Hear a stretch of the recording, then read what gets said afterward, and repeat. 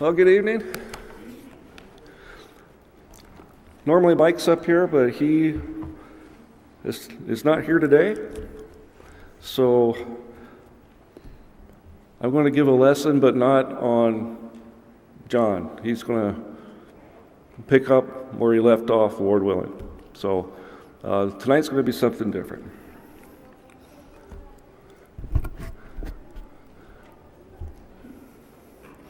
But I'd like to start with a word of prayer to get our minds focused. Gracious Heavenly Father, you've given us a way to live. You've given us salvation through your Son, Jesus. And Heavenly Father, we're here to continue our study and our wisdom and our learning by studying your word. And Lord, help us to put out other outside thoughts tonight and help us to be thoughtful. And Lord, help me to deliver the message that you want delivered. Lord, I ask these things in your Son, Jesus' name. Amen. Okay.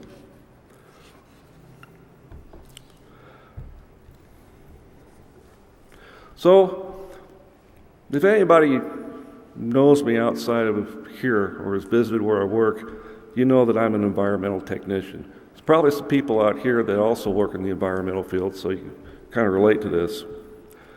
Currently, I help to manage the contract that our company has with the municipality to collect hazardous household waste. I receive it, I consolidate it, I ship it, categorize it, and I make it go to where it's supposed to go, legally.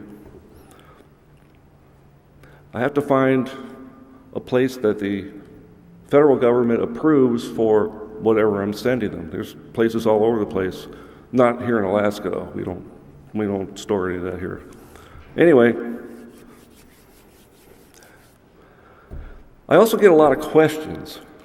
So in addition to being a technician, I'm an educator. And most often people want to know what I do with their dangerous stuff, right? I tell them that either it gets burned as a fuel, incinerated as waste, or buried in a hole somewhere. It all goes back to the earth anyway, some form or another.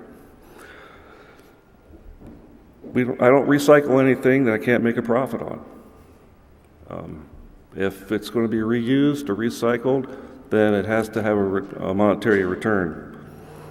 There's a fee involved with dropping your stuff off, your hazardous stuff.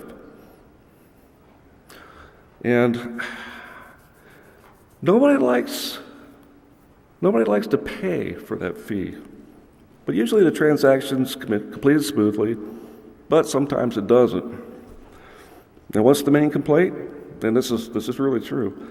People will tell me, I'm just trying to do the right thing, but if you're going to charge me, I'll just go dump it somewhere. I hear that every day. It's surprising, isn't it? I have yet, to this day, ever had anyone scrutinize whether or not what I'm doing with it is legal or proper, or in any way endangers the environment.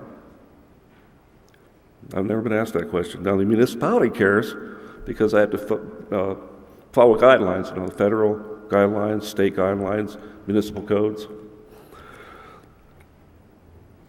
But sometimes people will actually say, I'm not going to pay, and they'll just set it down and they'll leave, or they won't pay at the booth. They just wanted to do the right thing. A lot of people are grateful, but the thing about it is no matter what, I'm going to do the right thing anyway, because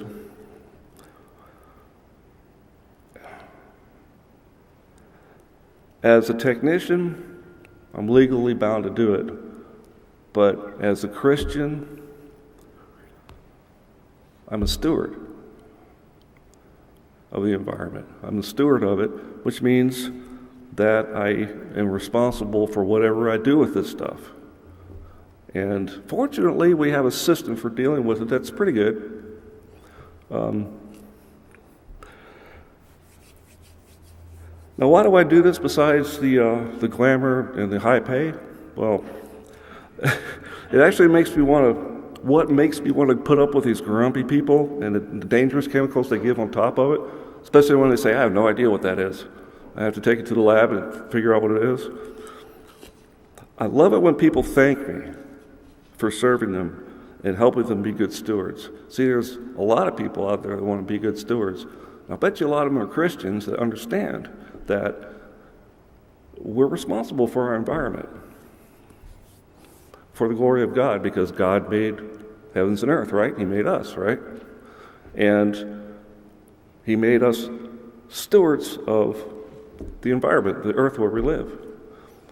So we have to be responsible with it. It's sort of like with animals, or plants. If you're going to use them, but use them in a way that is that glorifies the creation. You don't destroy them. You don't get greedy and hoard it all and make everybody else pay way too much for it. You use it through the resources that we've been given here, right, by God, to live. I love it when people thank me about that. Okay, so the environment, pollution, global warming, the fate of the earth rests in the hands of us humans, right? What are we going to do? What does God direct through His holy word for us to do to take care of His creation? Well, I'm glad you asked. I don't know if anybody knows, but pretty soon it's going to be Earth Day again. And so that got me to thinking, what's the biblical side of this? What are we as Christians going to do on Earth Day, if anything? Well, first of all, we need to understand that there are kind of two sides to this. There's the wisdom of man, and then there's the wisdom of God. And we studied that earlier in some of my other classes. And the two camps fall into people that believe there's a God and people that don't. The evolutionists and the creationists. There's no in-betweens. So that's what we're going to hear a lot about. Now, many evolutionists are celebrating Earth Day, and they're telling the world to stop global warming by going green. And the irony is that only the Bible gives a foundation for taking care of the earth. When God created the first humans, He gave them charge over the Garden of Eden. They were to care for the animals and the plants that were there, and this is in Genesis, 2nd chapter. It was a perfect world with no sin or death, but God still put Adam there to tend to what He had made. This is highly instructive to us Christians. After all, if God placed Adam there to care for a perfect world prior to the fall of man, how much more should we care for this fallen one? And so that's something that we should recognize. Christians have the best foundation to justify caring for this planet. It's a direct mandate from the one who made the planet. The evolutionary naturalists do not understand the past or the future the way God intended and can offer only arbitrary reasons for being environmentally responsible, and reasons that are self-contradicting too. If we want to truly celebrate Earth Day in a way that glorifies God, let's take a look at two of the popular reasons that the world tells us we need to go green, and then we'll look at why the Bible gives us a better foundation, not another, but better, for being good stewards. Okay, let's talk about some false foundations. Many non-Christians instruct us that we must care for the planet. However, their reasons for doing this so often lack any real justification when placed under scrutiny.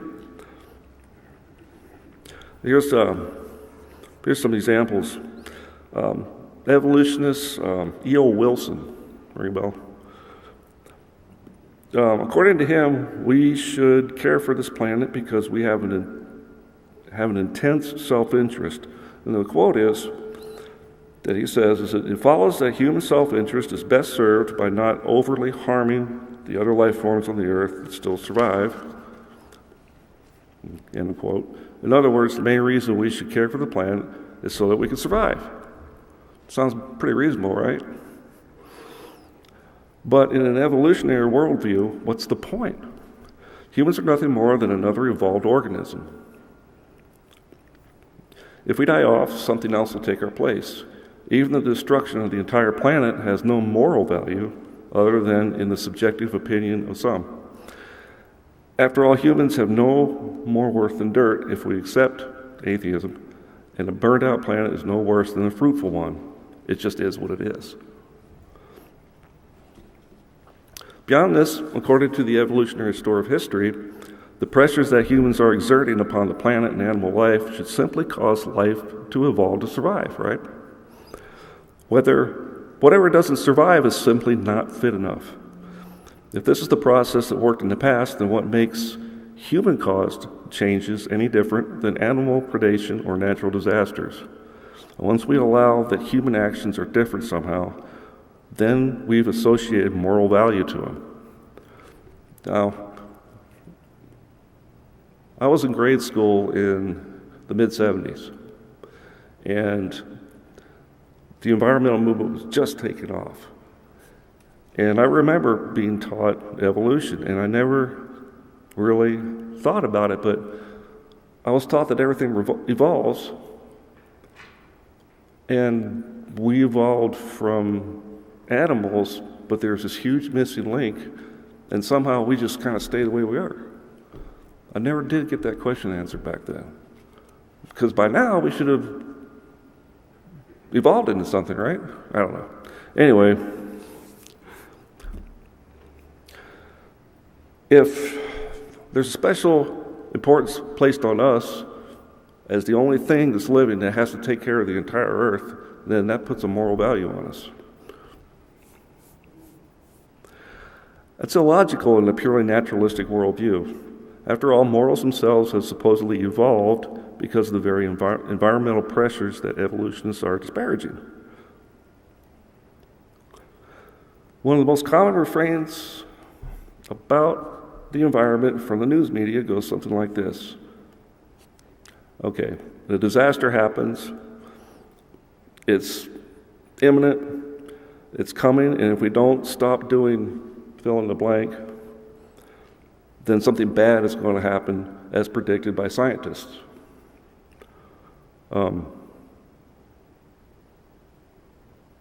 Recently, most of these things are tied to the temperature of the earth, it seems. Now, one thing about scientists that's been a puzzle for me, and kind of still is scientists know things that I don't know. Sometimes I can understand it if it's explained to me well. Scientists are incredible people. How they can focus on anything for more than 5 seconds, I don't know. I can't. That's why I do what I do. But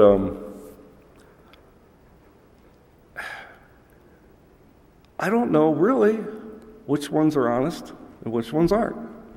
All I can do is watch news or read an article or do what I'm doing here. I don't know. It's out there in the ether.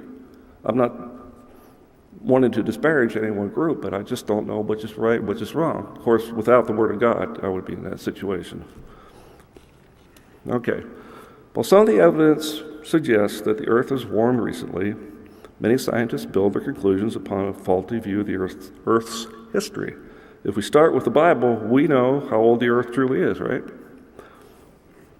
What happened in history, such as the global flood and the ice age, and what will happen in the future, God is in control and reminds us in His Word not to be afraid of what tomorrow will bring.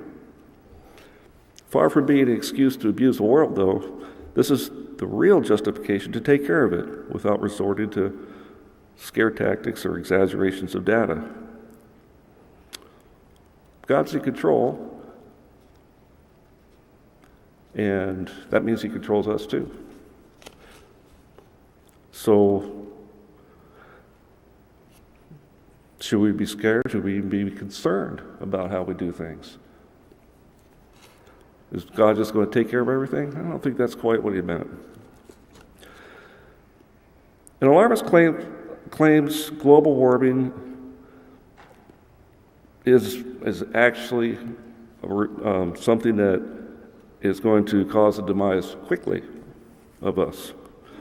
The alarmist claims global warming are counterproductive. The claims are counterproductive because they establish a political environment which scientists showing problems with the currently accepted models are often vilified. So if I come up with a different bell curve and I support it with data, it's not politically correct. Who's going to listen to me? Well, we do have Twitter now, so that might help, but this detracts from the main point and makes the fight on who's right and who's wrong the main focus. But true stewardship, humans are created in the image of God and are not like any other creation. We're told to use the resources that we have been given and to multiply and to fill the earth, and you'll find that in the first chapter of Genesis. However, we also understand that the world now groans from the effects of sin. Only God can restore the earth, but the fallen nature and the promise of restoration are not excuses to ignore the very first task that God gave humanity. Subduing, or being a steward, means that no matter the state the creation is in, we are here to use the resources responsibly and to take care of God's handiwork. God's Word gives us a number of reasons why we have an obligation to care for creation. However, the two most important and foundational reasons revolve around Jesus' response concerning the greatest commandment. According to Jesus, the greatest of all commandments is to love God with all our heart, mind, soul, and strength. It's written in Mark 12. If we really love God, that means taking care of the things He has given us, our lives, the hope that we have, and this planet. According to the Bible, the earth belongs completely to God. We are merely caretakers who are accountable to perform this task. Accountable by whom? Not the earth, by God. We're accountable to God by how we treat His creation. That's important. Loving others. Jesus added the second greatest commandment, and that is like the first. Love others as we love ourselves. And we'll find that in Mark 12. And obviously the most important way a Christian loves other humans is by sharing the message of salvation and providing for them. But it's just as important for us to consider how our actions will impact others. If we're consciously acting in a way that could harm the earth, that impacts others around the world and future generations, including our kids. Christ, as the Good Shepherd, is our example for showing sacrificial love to others. So if we love God, we love His creation. And one of His creations is the earth. The other one of His creations is us, the people around us. Caring for the earth should never be a cause to celebrate, really. The command God gave us in Genesis 2 was for all humanity through Adam, everyone. This world is God's, and we have a responsibility to do all things, including taking care of it, as if we were doing it for Him. But this is where we take a little bit of a hit.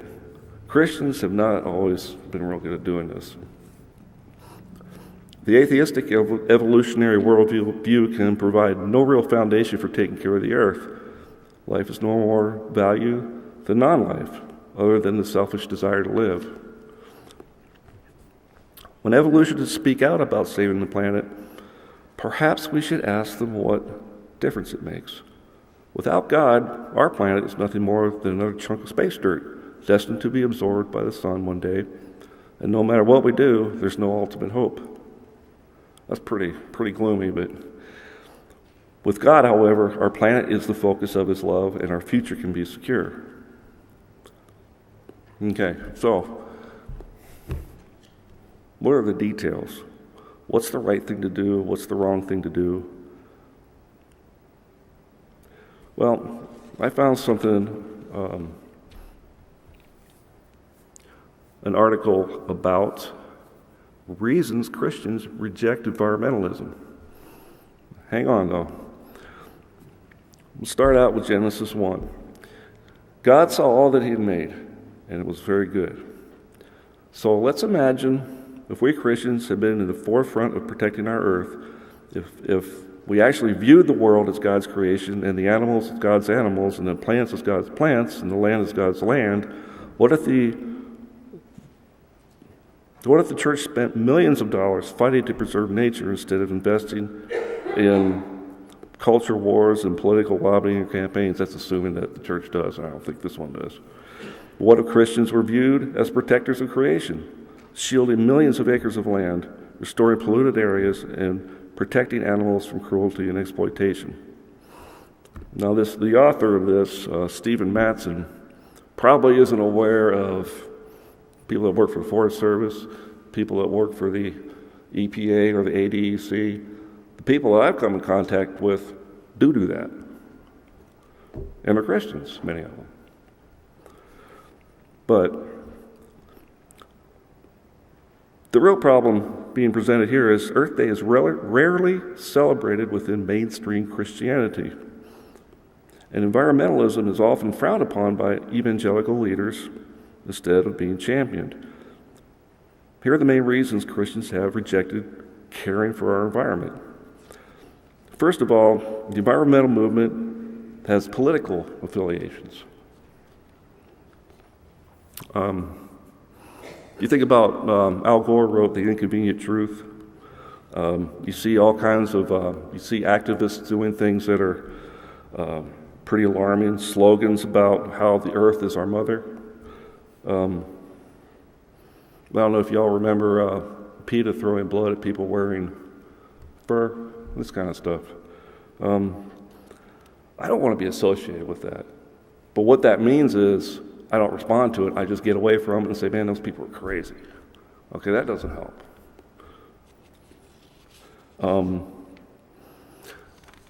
There's a label going around calling people who care about the environment tree huggers.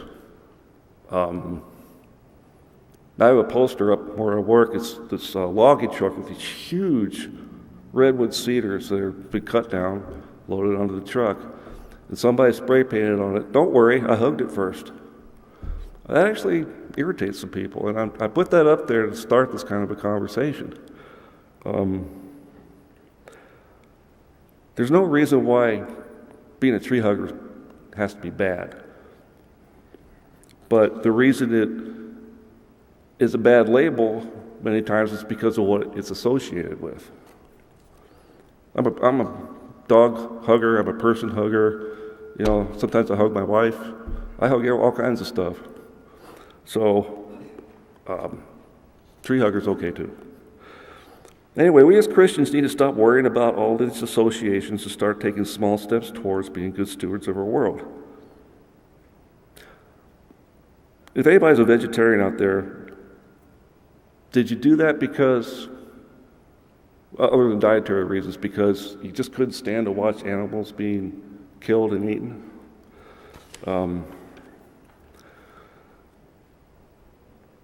Why is that so controversial among us Christians, or would it be?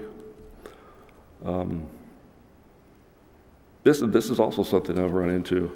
I have been roundly scolded for offering pesticides for reuse. Stuff that hasn't been used, I set aside and people can come and get it for free. And I have been scourged for that by quite a few people. I don't take it off the shelf. I know what it is, and I know how it's supposed to be used. Yeah, it's hazardous, but it takes a lot to make it hazardous. I also have displays of DDT and all kinds of old chemicals. You can come in and see it. It's the stuff that we used to use. And it's been regulated out because we found out how harmful it really was. Anyway, the other thing is, I think our attitude towards it needs to change a little bit. The other thing is evolution. Christians have historically been opposed to the idea of evolution, seen as a direct assault against the creation story in Genesis. Many scientists have accepted evolution as fact and are anti-faith. And this creates this heated tension that's been fought out in our schools, our courts, through the media. Many pro-evolution scientists have also become environmentalists, further alienating many of us Christians away from an environmental movement they should wholeheartedly belong to. And environmentalism is seen as a false idol that glorifies Mother Earth. But in reality, it is a form of worshiping God. if it's done in the right context.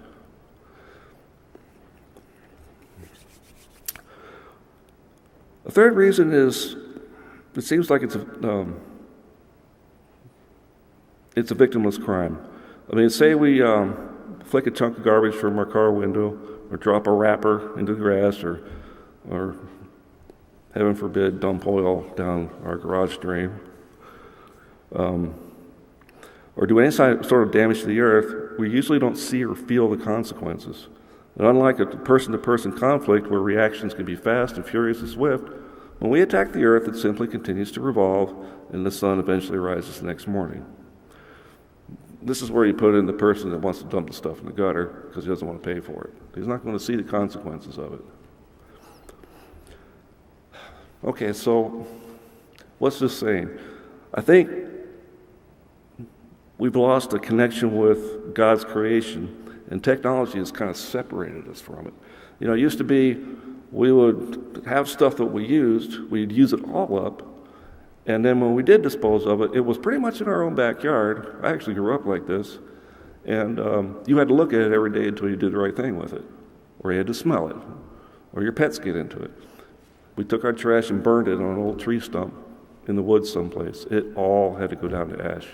Now, that wasn't super responsible, but it was rather than dumping it down the drain. Oh, if we dumped it down the drain, it went out our sewage system and into our drinking water, so we couldn't do that either.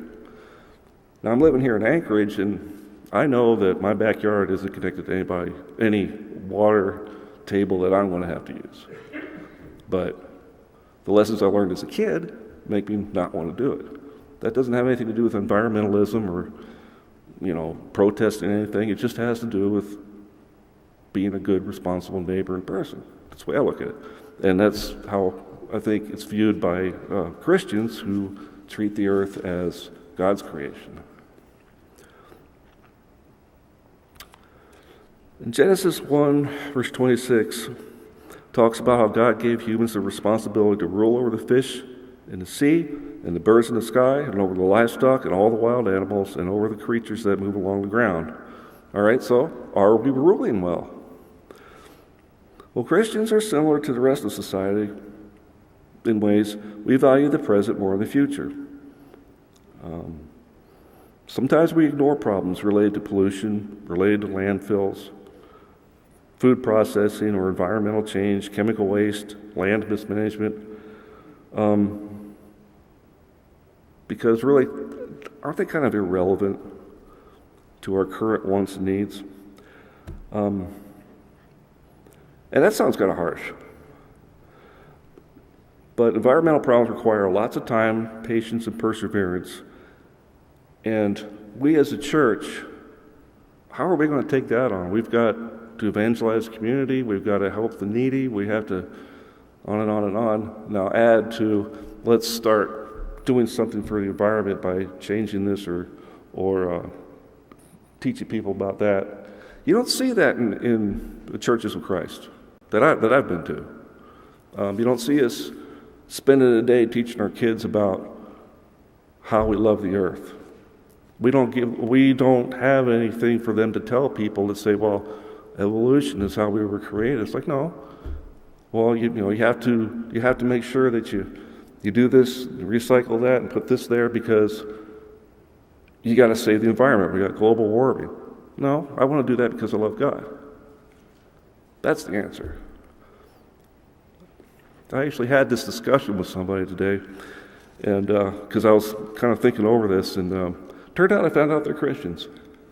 They agreed with me on that, and lots of thanks for that. So, kind of went on a limb there, but it was a good thing. That's how we're still doing the same things, but the backbiting, the arguing, the misinformation, the distancing ourselves from things, that's the part that's got to stop. I mean, you wouldn't have caught me dead at a rally for saving a snail darter or anything. Now I think I could do it. I might not be the most popular guy there, but I've been talking to some people because we kind of both want the same thing, right? Okay, this brings us to the last one. Environmentalists who are self-righteous and judgmental. Just because you eat meat, use pesticides, fail to recycle, or drive a diesel truck doesn't mean you hate the earth. Actually, I did all those today. But I had to use that diesel truck to take the waste from one place to another. And I ate meat, and I don't think I recycled the pop cans. Anyway, we all know that person who posts helpful advice on Facebook on what foods to eat, which products are the most earth-friendly, how to live a zero-waste life, they link health problems to our inability to use chemically-free dishwashing soap, and then we feel really guilty when our kids get sick because it's probably a result of them eating non-organic chicken. How would you know? Do we do our research past Facebook? I don't know. There's probably some biologists out there that could tell you a little more, but it's a self-righteousness. Now, Christians can be self-righteous too, so we got to beware. It comes from both sides. We do kind of have the same goal in mind, but people who don't know about God need to know about Him so they can continue their work, but do it in a way that's actually going to be God's will, which means it's going to work.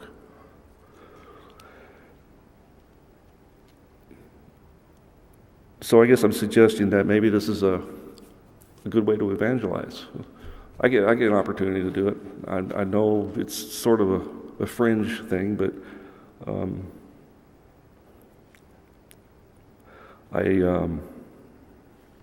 as Christians, we need to show grace to those around us and realize that everyone is at different places in their lives. Remember, if we study Corinthians, they talk about stumbling blocks. Now, this is amongst brothers and sisters, but still, why should Christians be a stumbling block to somebody who doesn't really understand what we're talking about? They might not want to hear it, but they can see it. For many, the idea of caring for the earth might be making the simple decision to recycle their trash, while others might become vegans. Each may view their own lifestyle changes as equally radical. Christians need to abandon the idea that caring for our earth requires radical minimalist living, and instead start trying to make small changes that benefit the world around us. Once we've mastered the small changes, we can try something bigger.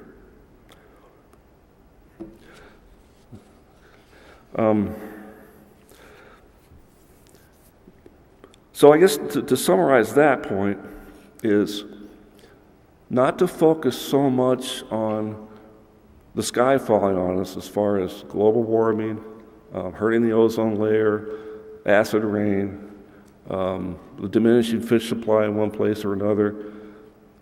Those are important. But the focus takes away from our focus on God. If we're so focused on the earth and saving the earth, we can even get mad at God if we don't watch it, right? How could He let this happen? No, if we focus on God and we live responsibly to Him and His creation, which means the earth and our neighbors, we're not going to want to do this kind of stuff to hurt our neighbors or the earth. And the only thing standing in the way of that is actually knowing what does and doesn't hurt. It's just too bad we're so divided on it.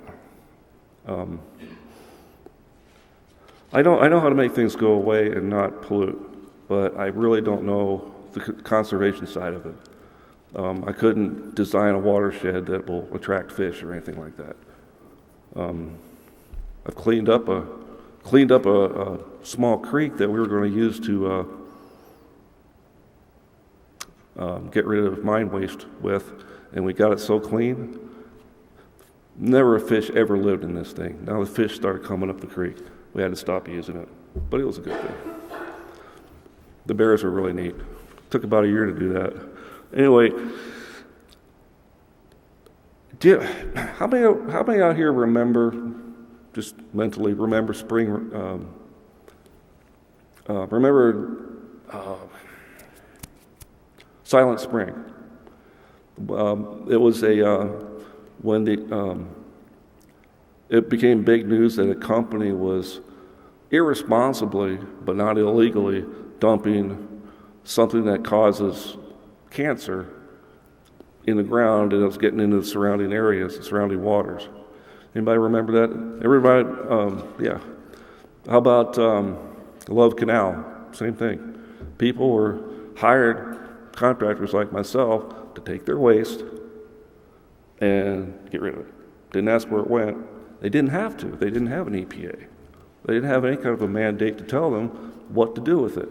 They did what was expedient and what was the most cost-effective. Okay, that's my point, is you wouldn't necessarily need all these guidelines if we follow God's plan for taking care of his earth. Another case in point, I just found out about today, actually. Back in 2004 was the Elk River chemical spill, and this was in West Virginia, coal mining town. Lots of coal mining. And the reason this is important, the reason I'm even going to bring it up, and I think it further illustrates how using man's wisdom to save the earth as opposed to using God's wisdom to care for the earth. Now, this spill occurred back in 2014. It was a chemical called MCHM. It's got about 30 letters in it. It starts with methyl and ends with ethanol. Sounds pretty bad, doesn't it? How harmful is it? Think in your mind here, how harmful can that possibly be? Sounds like methyl ethyl death, doesn't it? Okay. Anyway, this was getting into the river and into the water supply. So, what happened was, the stuff spilled, the company saw it, it was running out of the containment that was designed to contain it because it wasn't maintained, and it was running in a stream and down into the low areas around them. This was like, 7,000 gallons worth of this stuff. They threw a little bit of floor dry on it, tried to dam it up, failed, they gave up. Then they reported it.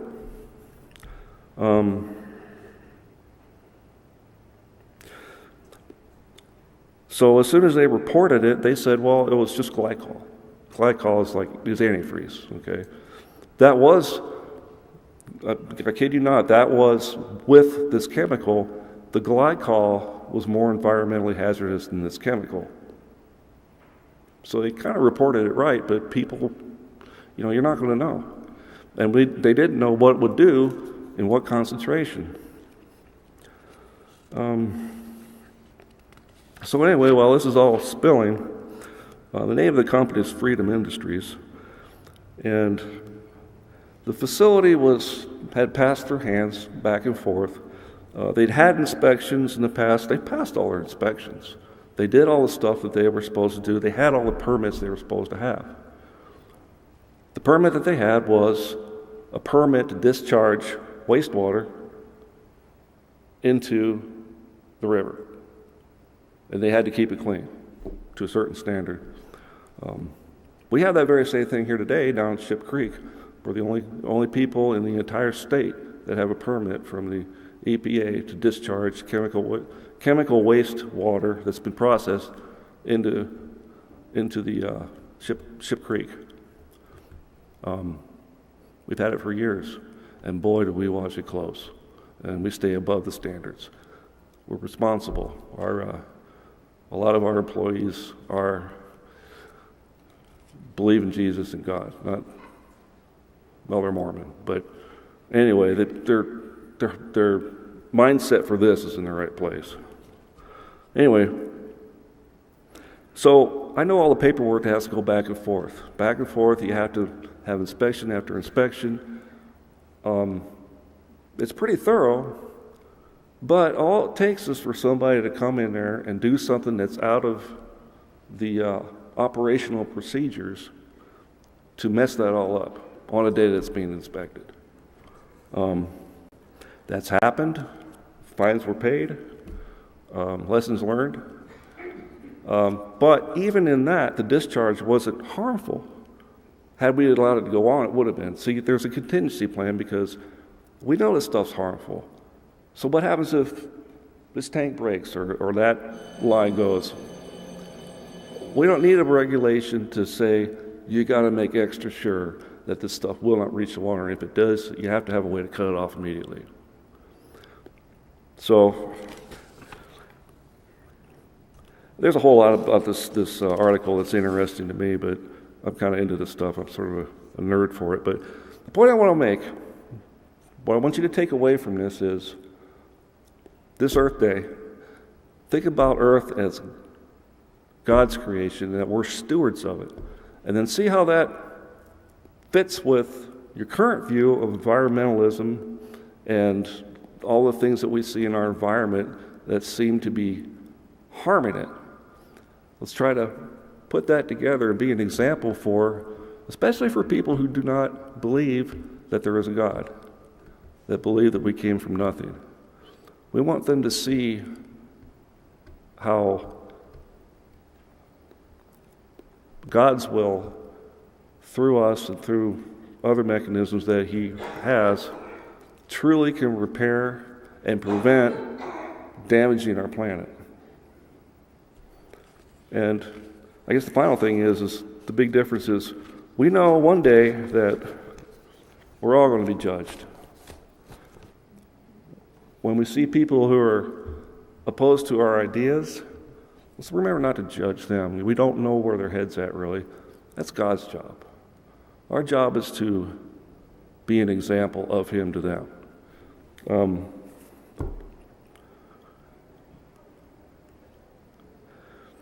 Because we can't bring people to Christ. And I don't know if there's anybody out there that has been studying and has not been saved yet, has not obeyed the gospel. Tonight would be a good night to do that.